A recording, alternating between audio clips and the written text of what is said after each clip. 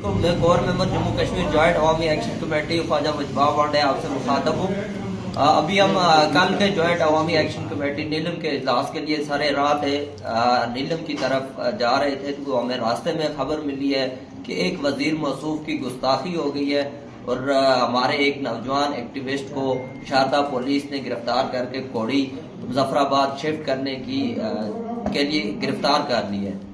और ये इतना भयानक और गलीज चेहरा है यहाँ की इंतजामिया का कि कत्ल के मुजरम, चोरी के मुजरम पकड़ने के लिए एक जगह से दूसरी जगह जाने के लिए इनके पास पेट्रोल नहीं होता। एक थाने की हदूद के अंदर वारदात होती है, चोरी होती है, तो ये दरखास्त देने वाले को बोलते हैं कि आप पेट्रोल के पैसे दें तो हम जाके कार्रवाई करेंगे। और इस पुलिस की फुर्ती, और मैं आईजी साहब से ये पूछना चाहता हूँ कि इतनी तेज और शातिर आपकी पुलिस कब से हो गई है कि एक बंदा जो सुरगन में बैठा हुआ है, जिसने लकड़ स्मगलरों के खिलाफ पोस्ट लगाई, जो कैमरा के सामने पकड़ी गई है, जिसने जड़ी बूटी स्मगलिंग, और उसको गिरफ्तार करने के लिए आपने कोड़ी से पुलिस जो है, मुजफ्फराबाद से जो पुलिस है वो नीलम गई थी।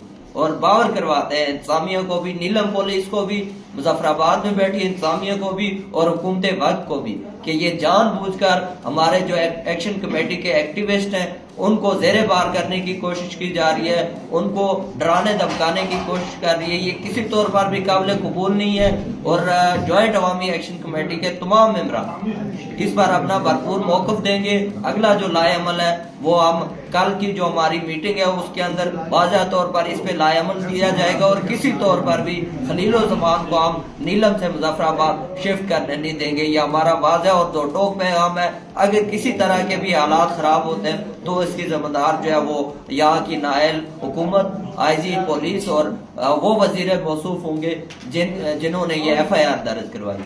तो मैं नीलम की आवाम से भी अपील करूंगा कि कोई उस पोस्ट के अंदर ऐसी कोई गुस्ताखी नहीं है। चोर को हम चोर कहेंगे, स्मगलर को स्मगलर, नौसरबाज को नौसरबाज ही कहा जाएगा।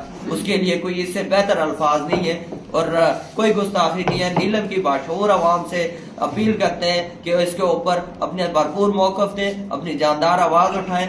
आज अगर हम खलील-उज़्ज़मान के लिए नहीं बोलेंगे तो कल आपके लिए भी आवाज़ उठाने वाला कोई नहीं होगा। बहुत शुक्रिया।